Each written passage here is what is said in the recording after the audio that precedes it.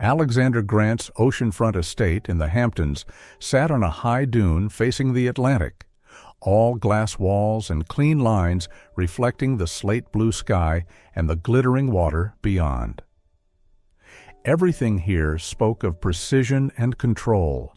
A lawn trimmed to mirror flatness, olive trees in perfect rows, a gravel path so quiet you could hear your own footsteps. Yet inside that perfection lived something hard to name, an absence of breath, as if the house were holding itself still, waiting for something that had never arrived. Alexander Grant, 40, is the CEO of Grant Systems, a leading American tech conglomerate with tens of thousands of employees and deals that make Wall Street take notice. He is known for decisiveness, for a boardroom chill, for a calendar planned down to the minute. 3 years ago, his wife died in a helicopter crash on her way back from a short business trip. Since then, Alexander has thrown himself into work the way a person grabs for a life ring in rough seas. Cross-time zone meetings, midnight signings, 3 continents in a week. Success kept piling up, but the house's glass grew so transparent it exposed an uncomfortable truth. His life was missing a child's laughter. Ethan Grant, 5, has deep brown eyes that linger at the window longer than necessary. He speaks little, polite in an old-fashioned way, as if he has understood too soon the things adults don't want to explain. After his mother's death, Ethan moved through schedules perfectly arranged by assistants and tutors, piano on Mondays, French on Wednesdays, swimming on Fridays. He did everything and almost never smiled. Nannies came and went, not for lack of skill, but because none of them could reach the place where a child keeps his sadness. Alexander believed discipline could fill the gap. He set standards, requested reports, arranged everything like a high-pressure project. But at night, as the glass rooms went dark one by one, he would stand in the long hallway and look toward his son's door, wondering if he had been heading the wrong way from the start. He could repair an overloaded data architecture in 48 hours, but he had no idea how to mend a small heart that was closing. Sophie Miller, 29, entered the story from a different turn. She had been a preschool teacher at a small school in Brooklyn, a place of paint-splattered walls, off-key songs, and muddy shoes tucked into a corner. The school closed after a funding cut. Sophie lost her job, but not the habit of kneeling to a child's eye level to listen. She volunteered at a community center, helping kids plant seeds, whisk cocoa, and tell stories in silly voices. On paper, there were degrees, experience, glowing references. What people remembered, though, was the warmth in her eyes and the way she waited for a child to answer on their own rhythm. A high-end staffing firm called Sophie with a proposal, a private nanny position for Ethan Grant in the Hamptons. They spoke of an enviable salary, a schedule supported by an entire team, safety and flawless standards. Sophie listened, nodded, and asked a single question. What does Ethan like most when no one tells him what he should like? The line went quiet for a few seconds. Then the liaison gave a sheepish laugh and said they'd get back to her with that answer. The next afternoon, Sophie arrived at the estate. The sky was clear, the sea breeze carried salt, and the resin-sweet scent of pines that bordered the drive. She stood before a tall wooden door and knew she was about to enter a house designed to control every variable, except the ones that mattered most. On the other side of that door, Alexander checked his phone's meeting grid, tapping a time slot as if he could move time itself. And Ethan, in a second-floor room, stacked wooden blocks into a small bridge, hoping someone would finally cross. The heavy wooden door swung open, and an elderly butler invited Sophie into the grand foyer. The space inside was both overwhelming in its scale and so still that the metallic tick of an antique clock could be heard clearly. Afternoon light streamed through the glass walls, drawing long, gold-edged shadows across the polished stone floor. Alexander Grant appeared at the top of the staircase, his charcoal gray suit tailored to broad shoulders, His tie knotted with the precision of someone who believed every thread should be in its place. He descended with the presence of a man accustomed to commanding a room without speaking.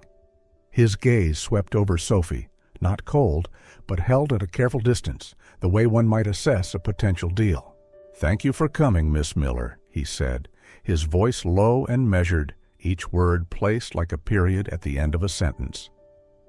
Sophie smiled, shook his hand, feeling the firmness there, but noting he didn't squeeze to assert dominance. She followed him down a long hallway into a wide study lined with books, its windows framing the sea. Alexander sat behind a walnut desk and gestured for her to take the chair opposite. The interview began with familiar questions: experience, certifications, emergency handling, daily structure. Sophie answered concisely. But when Alexander asked about her approach to managing a child's time, she tilted her head slightly and replied, "I don't think children should be managed like a project. I think they need to be listened to first." His brows drew together as if the answer had stepped off the grid he'd prepared. "But here we have a very specific schedule," he said, resting his hand on a stack of papers. "I want to make sure there are no empty spaces." "Empty spaces," Sophie echoed, her eyes drifting toward the window. "Sometimes that's exactly where a child breathes." There was a brief silence, filled only by the faraway crash of waves. Alexander studied her a moment longer before turning to the next question. At last, he set the file aside. "I think you should meet Ethan." They walked down another corridor and into a second-floor room. Ethan sat on the rug, a small castle of wooden blocks in front of him. He looked up at the sound of the door, his deep brown eyes wide and quiet. "Ethan, this is Miss Sophie," Alexander introduced. The boy gave a small nod, then bent back to his blocks. Sophie didn't approach right away. She lowered herself to the floor a short distance away, picked a block from the basket beside her, and began building a small bridge. No barrage of questions, no overly bright "hello," just the soft click of wood fitting together and the faint wash of waves from outside. After a few minutes, Ethan glanced over. Sophie gave him a gentle smile and slid a block toward him like an invitation. He hesitated, then added it to her bridge. Alexander stood in the doorway, saying nothing. Watching them, he realized he couldn't remember the last time Ethan had willingly reached out to someone.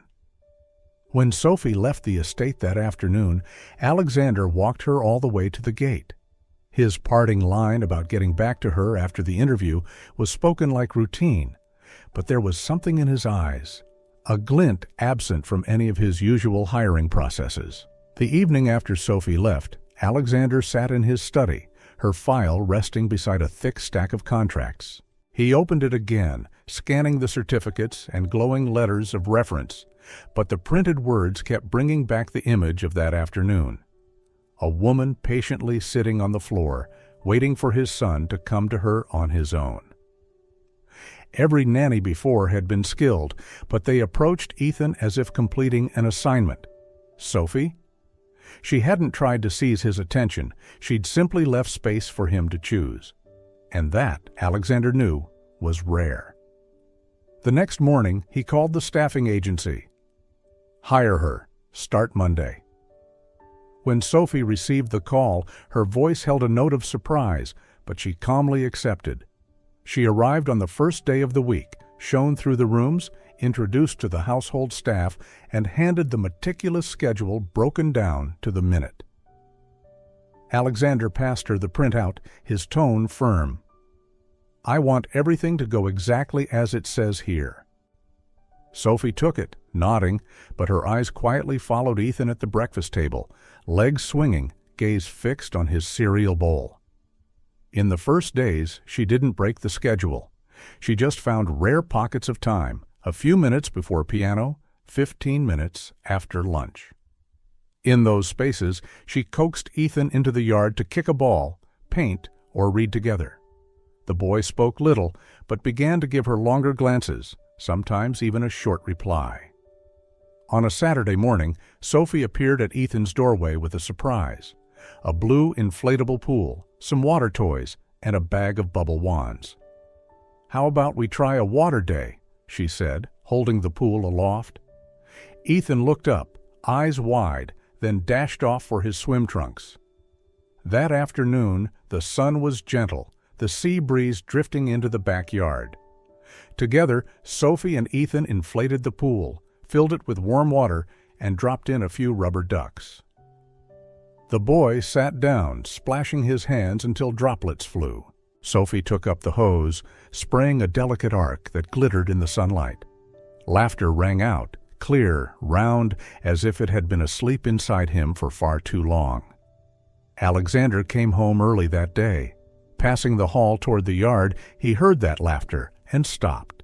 Stepping to the glass doors, he stood behind the sheer curtain. Before him was Ethan, drenched, hair plastered to his forehead, amber eyes bright, laughing as Sophie splashed him. She was soaked too, hair loose, sunlight catching droplets on her skin until they shimmered. Ethan brandished a rubber duck in mock attack. Sophie shrieked in pretend fear, ducked behind the pool's edge, then countered with a sudden spray from the hose. The boy threw his head back, laughing, small hands flinging water everywhere. Alexander felt his chest tighten, not in anger, but in the awareness that he was seeing something he'd been missing for too long: his son's pure joy. He didn't step in. Only when Sophie wrapped Ethan in a towel, teasing, "Looks like we turned the backyard into the ocean," did he turn away. But the image stayed with him until that night. At dinner, Ethan recounted the water games, his eyes alight. Alexander listened, and for the first time in months, his smile came without effort. In the days after Water Day, Alexander began paying closer attention to how Sophie interacted with Ethan. There were no commands, no lists of should and must, only gentle questions, subtle praise when Ethan managed something on his own. The boy began seeking her out, not just during playtime, but whenever he needed someone to listen to a long story about a crab on the beach or an idea for a drawing. One evening, Alexander came home early to find Sophie and Ethan on the living room floor, piecing together a wooden jigsaw of the world. The boy pointed to Africa, asking innocent questions about animals. Sophie answered with small stories, laced with humor, making Ethan giggle. Alexander stood in the doorway, not stepping in, just letting the sound of that laughter fill the air. That night at dinner, Alexander invited Sophie to join them at the table, a gesture he'd never extended to any previous nanny. The table was set with grilled salmon and fresh salad. At first, the conversation revolved around Ethan, new interests, sleeping patterns, how he reacted to new situations. "Do you have a way to make Ethan more open?" Alexander asked, his tone a mix of curiosity and seriousness. Sophie set down her fork and met his eyes. "Children need to feel loved before they can be taught. When they know they're safe and heard, they open up on their own." Alexander was silent for a moment. It wasn't the answer he'd expected. He'd thought she might give him a concrete strategy, a list of timed activities. Instead, she spoke of feelings, something he'd never prioritized. As dinner wound down, Ethan ran upstairs to fetch his stuffed bear. Alexander and Sophie remained, the pace slower, softer. He looked out the window, where the ocean stretched under the moonlight, and said quietly, "I didn't think I had to learn how to be a father. I thought providing everything was enough." Sophie didn't interrupt. He drew a breath and continued. 3 years ago, my wife died. Helicopter crash. Ethan was only 2. I thought, if I worked harder, succeeded more, it would make up for it. But the more I achieved, the further I drifted from him." She looked at him, her eyes free of judgment, offering only a calm presence. "Maybe," Sophie said softly, "what Ethan needs isn't a perfect father, but a real one." Alexander looked up and their eyes met. In that moment, he realized she wasn't just caring for his son. She was changing the way he saw himself. One night, toward the end of the month, the wind off the ocean carried a damp chill, and Ethan began to cough lightly. Sophie noticed immediately that he was more tired than usual, eyes slightly red, cheeks flushed, steps slower. She checked his temperature, 100 on 1.3 degree. Alexander had just wrapped up a video conference when he heard Sophie's quiet call from the hallway. Seeing the thermometer, his brows drew together at once. "We need to call a doctor right now," he said, his tone quick and firm, like delivering a business decision. "No need to panic," Sophie replied, her voice gentle yet steady. "I've seen this many times. Ethan just needs rest and to bring the fever down." Alexander wasn't used to being contradicted in his own home, but the calm in Sophie's eyes made him pause. They guided Ethan back to his room. Sophie placed a cool cloth on his forehead, prepared a small bowl of clear chicken soup. Alexander stood nearby, awkwardly holding the bowl, asking again and again, "Should we take him to the hospital? Call an ambulance?" Sophie smiled, guiding him through how to sponge Ethan down to lower the fever. The boy lay in the center of the bed, his hand wrapped around Sophie's, eyes half closed. Alexander sat on the other side, and for the first time in a long while, his mind wasn't on emails or reports, only on the rhythm of his son's breathing. As night fell deeper, Sophie suggested he get some rest, but Alexander shook his head. They took turns checking the temperature every half hour, changing the cloth when it warmed. Sometimes, when Sophie smiled at Ethan, Alexander realized he was smiling too, a small, genuine smile that didn't feel forced. Around 4 in the morning, Ethan's temperature dropped to 98.6 degrees. He slept peacefully, breathing evenly. Sophie stood to leave, but Alexander caught her hand. "Thank you," he said quietly. "I don't know what I would have done without you here tonight." Sophie smiled, easing her hand free, but their eyes met longer than usual. Alexander felt something strange. In 3 years, he had sat in negotiation rooms worth billions, but had never felt as reassured as he did here, in this warm bedroom, beside his son and this woman. The next morning, Ethan woke looking better, offering a faint but warm smile to find both Sophie and Alexander there. From that night on, Alexander began to change. He deliberately cut unnecessary meetings, came home earlier, not just to check in as before, but to truly be present. He joined Sophie in taking Ethan for walks along the beach, helping him build sandcastles, and reading together before bed. Every time he heard Ethan laughing freely beside Sophie, Alexander knew that fevered night had turned everything, both for his son and for himself. Since the night Ethan was sick, Alexander began to shift his pace of life. He no longer stayed at the office until late, nor accepted every international conference call in the evening. Instead, he came home earlier, often while the sun was still above the horizon. Afternoons at the estate began to sound different. Ethan's laughter ringing across the lawn, Sophie calling him in for dinner, the ocean's rhythm mixing with the roll of bike tires on the gravel path. At first, Alexander only watched from a distance, but Sophie skillfully drew him into their games. Together with Ethan, they built a fabric tent in the living room, filling it with pillows and blankets, reading stories under flashlight beams. On other days, they walked to the nearby beach with a picnic basket Sophie had prepared. Ethan ran barefoot on wet sand, while Sophie and Alexander walked slower, sharing pieces of their own childhoods. Ethan gradually began calling her Mama Sophie without thinking. The first time Alexander heard it, he glanced over in surprise, but Sophie simply smiled, not correcting the boy. In Ethan's mind, it seemed natural, as though she had filled that space long ago. One evening, after Ethan had gone to bed, Sophie stepped onto the balcony to fold towels she'd brought in from the line.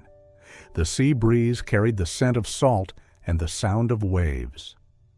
Alexander joined her, carrying 2 mugs of hot tea. "I've never just sat still like this," he said, handing her one. Sophie laughed softly. Maybe you should do it more often. They sat side by side, speaking little, just listening to the sea. Then Alexander began to share about long business trips, the feeling of walking into luxurious hotel rooms that were empty, and realizing he had no one to share the day's triumphs or disappointments with.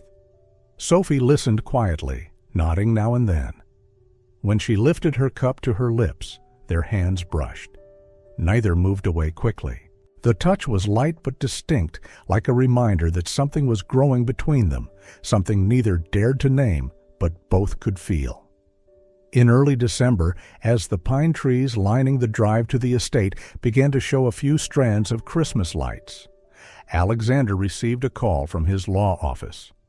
A longtime partner reported that a London-based global conglomerate wanted to acquire Grant Systems for $15 billion. It would be the largest tech deal of the year, and it came with a condition. Alexander would need to relocate to London for at least 4 years to personally oversee the merger. The news swept into his quiet study like a cold wind. On paper, it was the perfect opportunity. The company's value doubled, his name etched into industry history. But the moment he set the phone down, a weight settled in his chest. 4 years meant leaving behind afternoons at the beach, the sound of Ethan's laughter in the yard, and Sophie. That night, after Ethan had gone to bed, Alexander found Sophie in the kitchen, washing glasses. "I got an offer," he began, his voice slow and low. $15 billion with a move to London for 4 years. Sophie looked up, her hands still wet, a flicker of surprise passing before her expression settled into calm. "And what are you thinking?" "I don't know. Career-wise, it's the peak, but I also know 4 years is a long time for Ethan. And for—" He stopped, as if afraid to say too much. She set the glass down and dried her hands. "I can't decide for you, but I do know Ethan doesn't count the numbers on a contract. He only counts the dinners you're here for." In the days that followed, Alexander lived in a state of suspension. Every time he saw Sophie and Ethan planting in the garden or baking in the kitchen, he asked himself if he could walk away from it. By day, he sat in board meetings, hearing the arguments for the massive profit. By night, he stood on the balcony, listening to the waves, thinking about Sophie's answer. The next day, while Alexander was in a video conference, Ethan knocked on the office door, clutching his worn teddy bear. "Dad, Sophie will come with us if we move to London, right?" The boy's voice was so fragile it seemed to carry the weight of all his unspoken fears. Alexander turned slowly, as if afraid that moving too quickly might break the moment. "Why do you ask that?" Ethan's eyes stayed on the worn teddy bear in his hands. "Because I don't want to lose Sophie. Mom's gone. And if Sophie goes too, I don't think I can be happy again." The words struck like a blade. Images from the past 3 years flashed through Alexander's mind. Empty seats at the dinner table, nights when Ethan's eyes still glistened as he fell asleep, and the days Alexander had missed every small moment because he was somewhere else. After Ethan left, Alexander sat frozen, hands gripping the chair arms. Outside the glass, the ocean rolled under the fading light, but inside him, another tide was rising, a battle between ambition and love.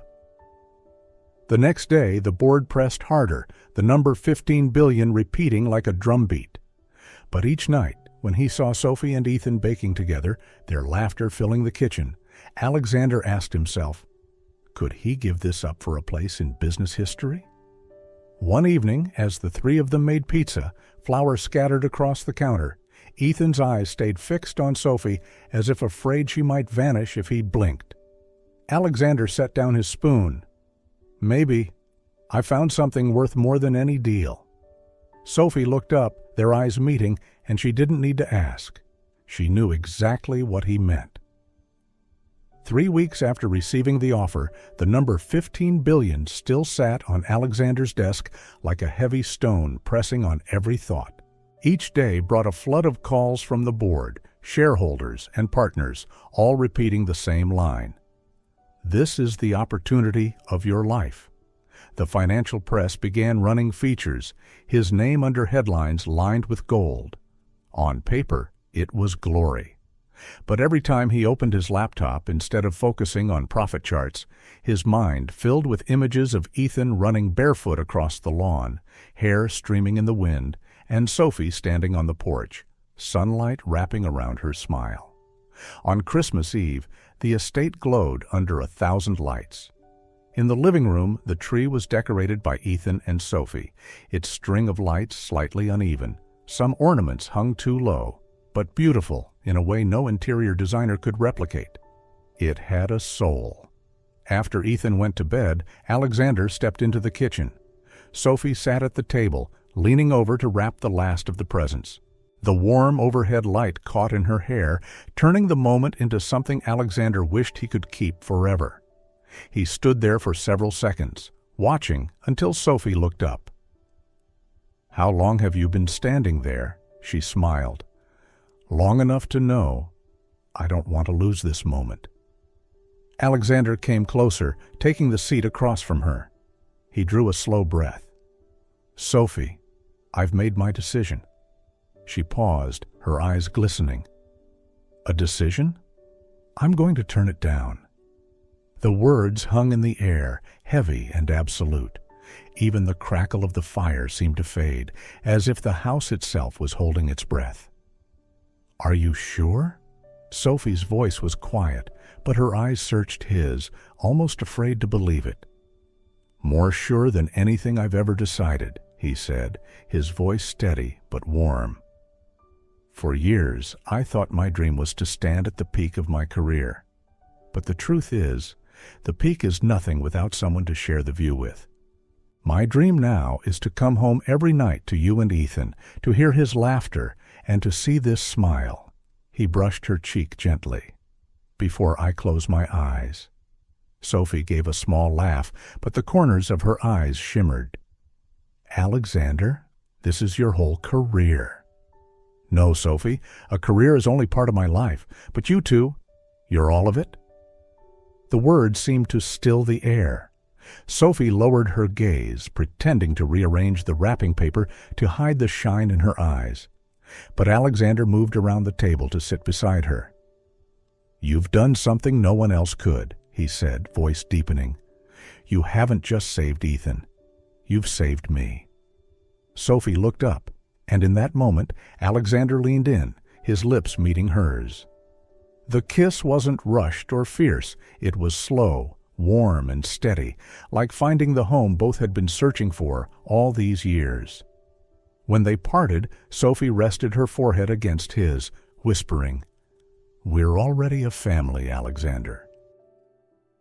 He tightened his hold on her hand, and this time he knew for certain, no number, no deal, would ever be worth trading this away.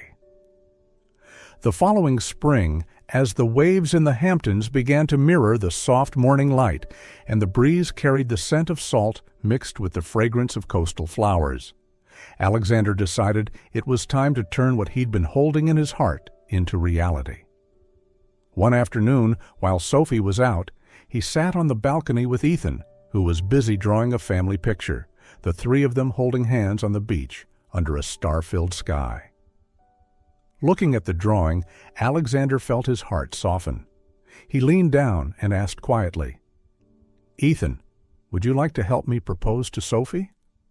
The boy's eyes lit up, and with a rare seriousness for his age, he replied, "But I get to carry the ring, right?" Alexander smiled and nodded. "Not just carry it. You'll be my partner in crime." A few days later, he invited Sophie to the beach in front of the estate, telling her he wanted to watch the sunset with her and Ethan. As the sun dipped low, painting the horizon in rich gold and orange, Ethan ran over and handed Sophie an envelope. Inside was the family drawing he had made, along with a card in strong yet heartfelt handwriting. "You are the final piece that completes our home. Will you marry me?" When she looked up, She saw Alexander kneeling on one knee in the sand, the small blue velvet box in his hand, his eyes shining as though they held both the sunset and the ocean.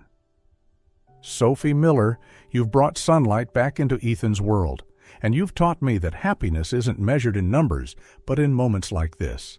You've given me back my smile, my home, my heart.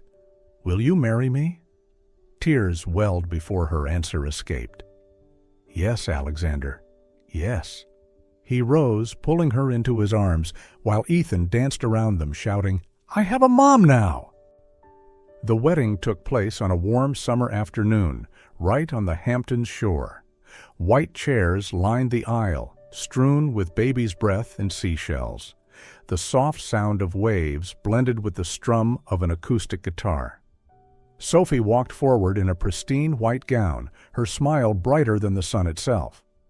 Ethan, in his tiny suit, proudly carried the ring box, and when he reached the front, he whispered to his father, "Keep Sophie forever, Dad." Alexander squeezed his son's hand, then slipped the ring onto the woman he knew would be home for both of them. After the ceremony, their life together wasn't just complete. It was full of joy. Sophie opened a small class for local children, where every wall was filled with drawings and laughter. Alexander arranged his work so he could come home every evening to share dinner with his family. Ethan became a wonderful big brother when, the following spring, they welcomed baby Emma, a little girl with bright eyes and a smile uncannily like Sophie's.